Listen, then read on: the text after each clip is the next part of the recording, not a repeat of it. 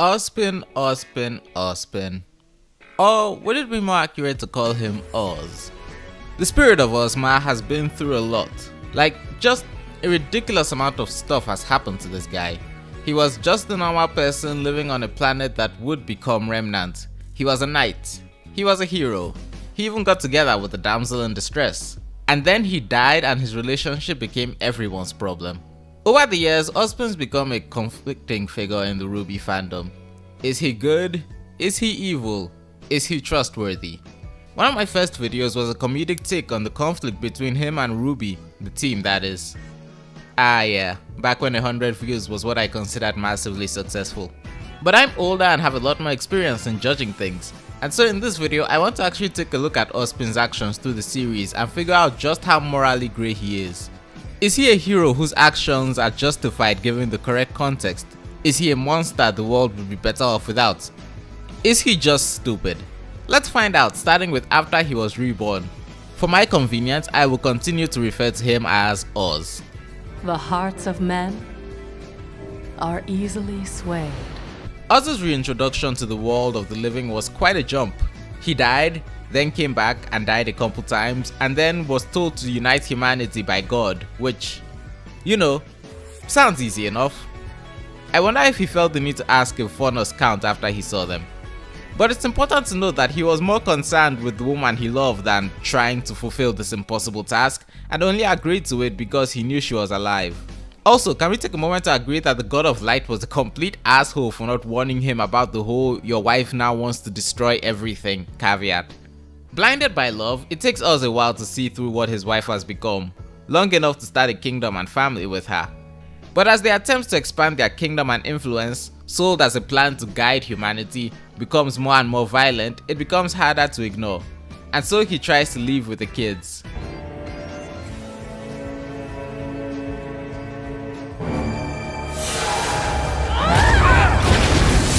It goes poorly.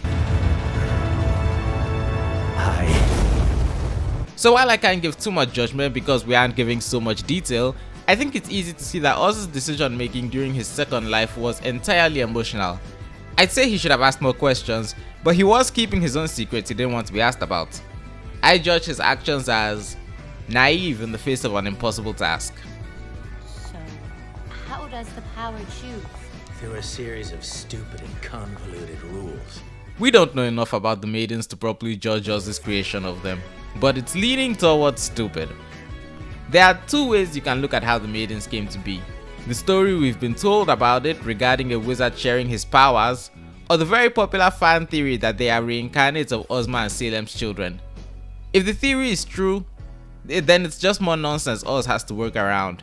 But let's entertain the idea that Oz told the truth. After all, if it was a lie, Jin would have directly said it when he asked what he was hiding. So, when he gave away portions of his power, did he know it would only be compatible with young women? Did he know it would basically pass randomly to any woman in the thoughts of the recently deceased maiden? Did he willingly make them the keys to the vault? If he didn't, it's really stupid that he did all that without a clear understanding of what would happen. If he did, the fact that's what happened might be even dumber, because the plot of the story at the very core of the villain's plan is built around this obvious security risk. It's so bad I actually blame the writers directly. Usually I don't do that unless the action is so nonsensical that realistically no one would do it, yet it must take place for the plot to happen. For example, my constant, and still valid, complaints about the hole in the wall in volume 7 not being plugged up with dust. And in this case, Salem's plan only works because the Maidens are a thing. I'll get to it later, but the show hasn't even been clear on why they need to exist. Every aspect of how the Maidens work goes against Oz's interest, to the point where we must be severely missing context on why it happened. How desperate was he? Had he just fallen into a despair of a lifetime and decided to do something so reckless? For now, I judge the creation of the Maidens, until further information is given, as stupid. Unless the theory is true, in which case it's just more inconveniences he has to deal with. You assume knowledge will free you of this, but your time at this school will prove that knowledge can only carry you so far. So there's enough subtext in the show to infer that Oz may have been the last king of Vale. The pseudo-random reincarnation really worked out for him in that instance. Either that or he was close enough to the position to influence the placement of the Academies. The academies being built over the vaults have to be by design. The vaults must have existed first. The relics needed to be placed somewhere in the time before the academies, and if the maidens are the only ones who can open them, unless their story is a really recent one, they should predate the schools. Now, there's this idea that Oz uses the academies to build his personal army of foot soldiers for his war with Salem, and I'm going to come out and say it. Not only is this not true, you could make an argument that the fact that it isn't true is actually irresponsible of him. For starters, let's get rid of the child soldiers accusation. Most of the standards of our world immediately collapse when applied to a world where nightmare monsters kill people. Villages are known to disappear overnight. Grief can attract death. In this world, the existence of Huntsmen isn't the Academy's fault. All the Academies do is standardize their education. People want to become Huntsmen for many reasons, be it self-defense, to be heroes, or even monetary gain. Humanity needs Huntsmen. Also, the Academies, meant to prepare children for the adult job. Just because the main characters are so young doesn't mean you should forget that they should be in school. The Academies train children to one day become adult Huntsmen. According to the wiki, Yang is 17 in the first 2 volumes at the start of her first semester. Assuming Beacon has a 3-year education system, she'd be about 20 to 21 when she graduates. RWBY would be 18 to 19. And frankly, it might even be more than 3 years. The show's kind of vague about it. Will there be accidental deaths? Yes, they are training to fight monsters with real weapons. But in the grand scheme of things, that's just an unfortunate fact of their world that would probably be more common without the Academies. Blaming us directly for that is stupid. Blaming us for that and siding with the woman who controls the Grimm the Academies exist to fight in the first place is blindingly stupid. But let's go back to what I mean when I said Oz might be irresponsible. Because the thing is, RWBY might be one of the few examples of going to a school to learn how to fight with superpowers where you aren't particularly beholden to anyone afterwards. Once they graduate, Huntsmen seem to basically become freelance mercenaries who can do whatever they want. Sure, you'll need to get a license, but beyond that there seems to be no governing body telling them what to do. They get jobs off request displays like a somehow less regulated version of fairy tale wizards. All running the academies means is that Oz can pick out promising students to offer a place in his Ozluminati when they graduate, like what I assume happened with Stark. But I'd classify that as a necessary action and it has its own section. Even joining the military in Atlas isn't mandatory because we have the happy Huntresses. It's basically a traditional choice of the nation that you can say no to, and Oz's own ideology seems to disagree with it. I'm not sure how you can think of Huntsmen as Oz's army when they are basically free to do whatever they want and they absolutely would choose to fight the monsters trying to end humanity even without him. He doesn't even have that many resources set up after his reincarnations, just the support of the headmasters and crew. This is why the only organized responses we see in the show are either from armies or the schools. And frankly, if there was an organization regulating the Huntsmen, I know people would use that to say that Oz is actually using it to control people. But there should still be one for more effective counters to the Grimm, and also maybe so it's noticed that someone seems to be hunting down and killing all the Huntsmen in Haven.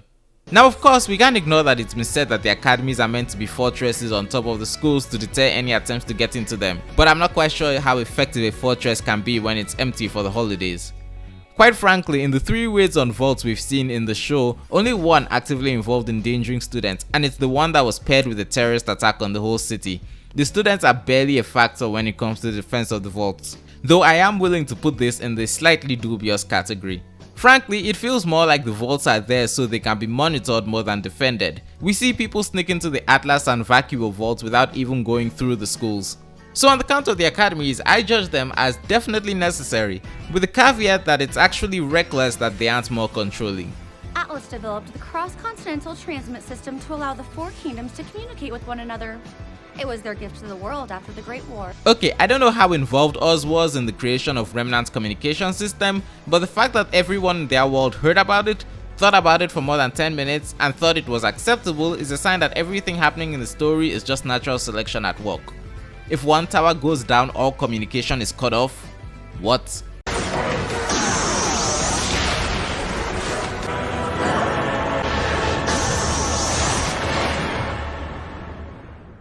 After all, it was your idea to use the staff to lift Atlas off the ground. So, the relic of creation was used to keep Atlas in the sky. I can see the logic behind Oz wanting to use the city as a beacon of hope, but frankly, if they weren't going to raise all of Mantle, they should have kept Atlas on the ground. I won't go so far as to say it caused the class issue in the kingdom, though it certainly exacerbated it to have all the elites literally live in the sky. But that raises the question, could the staff be used for anything else? To which I say, not that I can think of. The lamp can only create things you have blueprints for unless you have plot armor like Team RWBY and can somehow trick it into making a whole human being. It can also only make one thing at a time.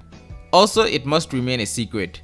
Which makes me wonder how the hell it manages to remain a secret when it's being used to raise the most technologically powerful kingdom in the world to the sky. Scientists would be clamoring to know how it works. And someone in Atlas's bureaucracy would definitely notice that whatever machine that's used to keep the city floating magically appeared out of nowhere. Frankly, I can only judge the decision to raise Atlas as well-intentioned, but a mistake. And he should have known better given all his experience. You want to come to my school? More than anything. Honestly, this is kind of surprising for me, but I've actually seen people criticize Oz for recruiting the girls to fight Salem. I've even seen people blame him for RWBY's breakdown in Volume 9. It's weird. Here's the thing, Oz did recruit RWBY to join Beacon 2 years earlier and make her the leader of Team RWBY. Did Oz recruit RWBY because she was a silver-eyed warrior? I do not believe so, and I never have. Why, you may ask? Because he only recruited her early after seeing her combat prowess. If he was really the kind of guy to recruit someone early because they have magic eye powers, A, he would have searched RWBY out far earlier, and B, he would have made any effort to teach her how to use it at any point in time. If Oz did recruit RWBY for her eyes, he's done an absolutely terrible job taking advantage of it. A long time ago, I made a joke about how he may not have even known she had the silver eyes power until Volume 5. One thing you could call a flaw with Oz is that he does his best to keep as many people out of the shadows he fights in as he can. As a headmaster, he clearly wants his students to spend as much of their time as possible enjoying themselves rather than think about the conflicts they'll have to get into as adults. Honestly, I think Oz making RWBY a leader wasn't bad when you consider she was supposed to be the leader of the equivalent of a high school team, not save the world. This would be a great experience that would probably help her not have a breakdown when she graduates and becomes an official Huntress as an adult. He clearly believes she had the potential. Honestly, so do I. But here's the thing. Other than Pera in what could be called a moment of desperation, Oz has never willingly recruited any students to his cause that we know of. Sure, he stuck with Oscar, but he didn't recruit the rest of the main characters. They showed up on their own and Crow told them everything. Oz quite literally arrived to a house full of teenagers and rolled with it. Oz's thing is more that he knows the main characters will keep trying to get involved, so he lets them do so in a way that makes sure they have adult supervision rather than trying to keep them out of it and failing. He must recognize their MC privileges. He did it in Volume 2 and he does it again in Volume 5. You tell me that if Oz refused to work with the main characters, they wouldn't just keep trying to get involved on their own, especially considering they just walked halfway across the world to do something. This also plays into Oz's secret keeping and why it kind of falls flat when it comes to the main characters not named Crow. Oz never recruited any of them. They all showed up and volunteered despite warning signs and being told they could leave even after learning so much. In that situation, he isn't really obligated to reveal century-old secrets, especially when his allies have a nasty habit of betraying him. But Oz's secrets have their own section, so we'll have to wait for that. So as the characters are put through the ringer in the later volumes, I don't see why Oz is somehow to blame for their decision to get involved. In fact, I think blaming him undermines one of the rare examples of them having autonomy in the series. Frankly, if Oz had his way, they'd probably be too busy not paying attention to a lecture in school to help him fight his ex. Oz did bring RWBY to Beacon early, but that was to be the leader of the equivalent of a high school team, not save the world.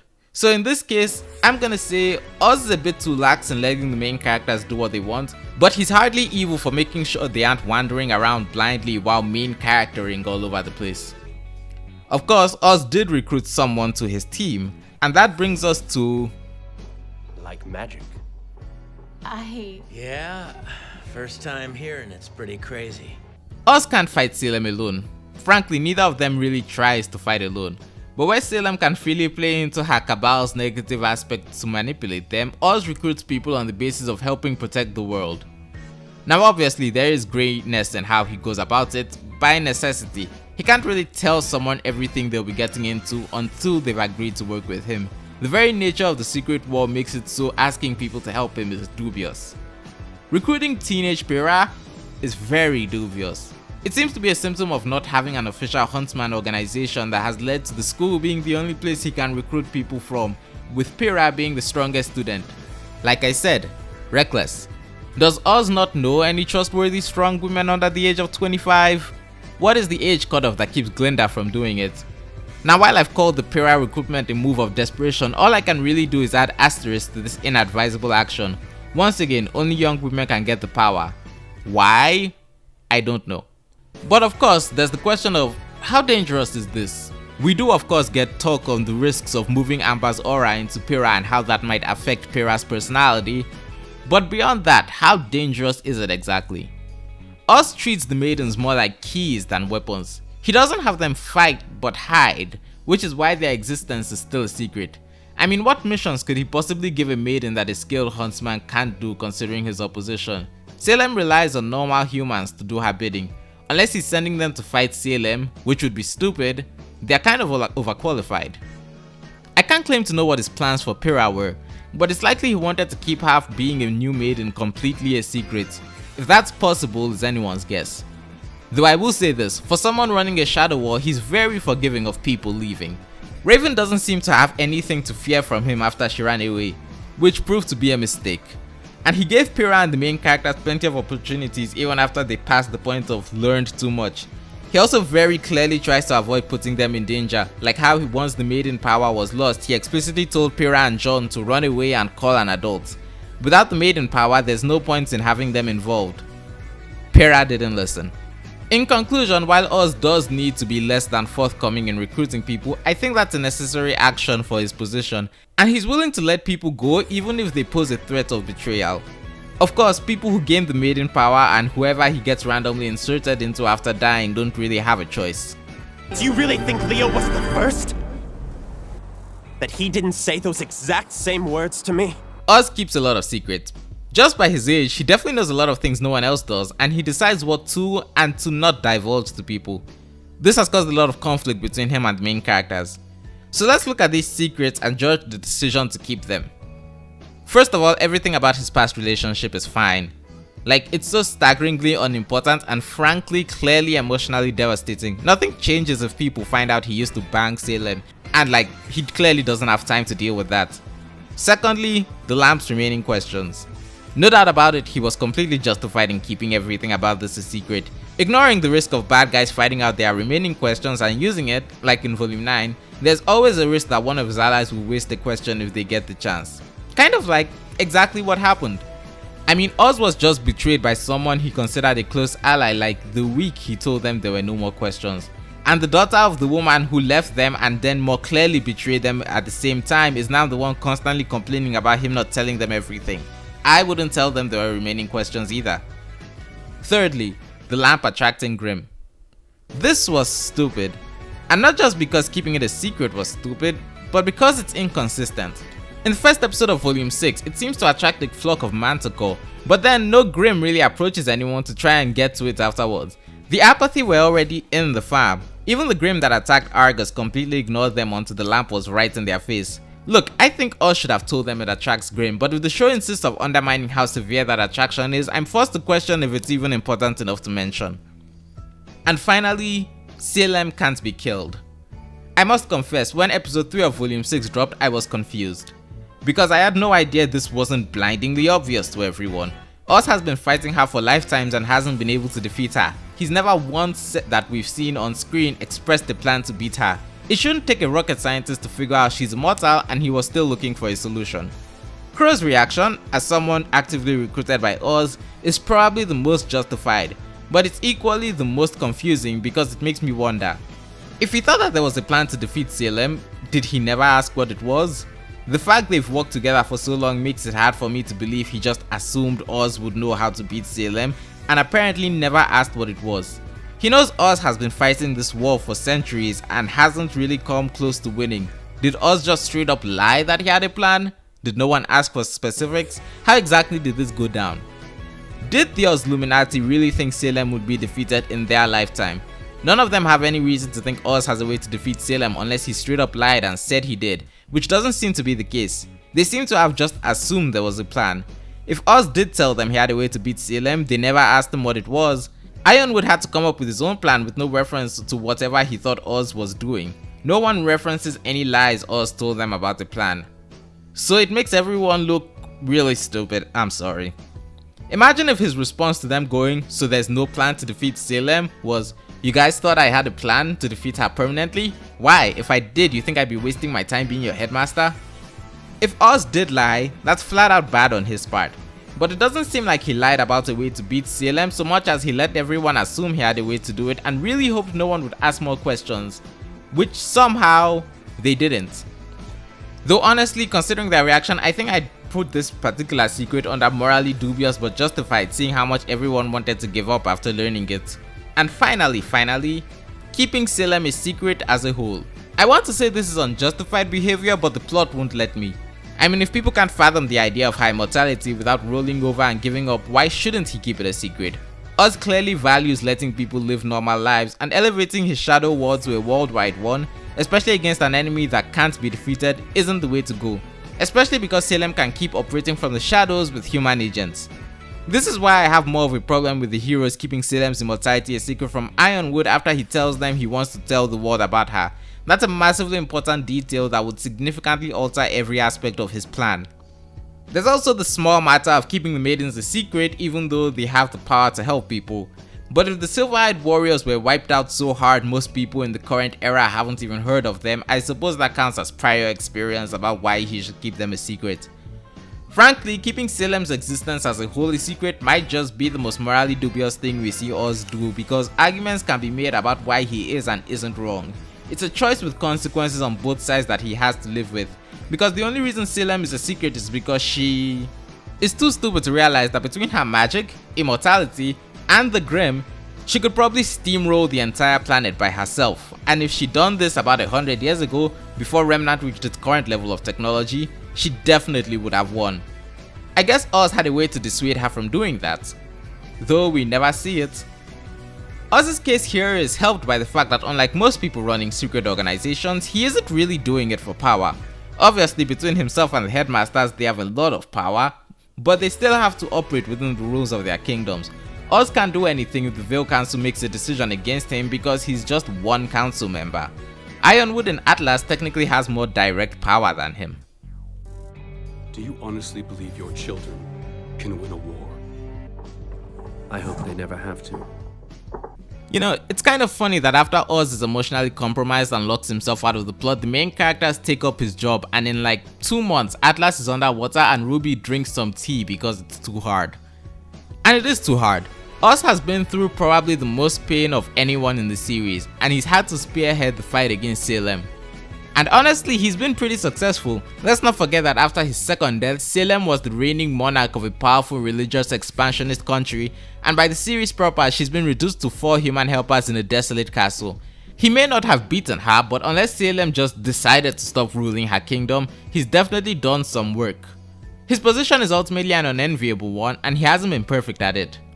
Personally, when I lay out all the evidence like this, I come to the conclusion that Oz isn't evil. He isn't a pure good entity, but he's definitely still a good guy.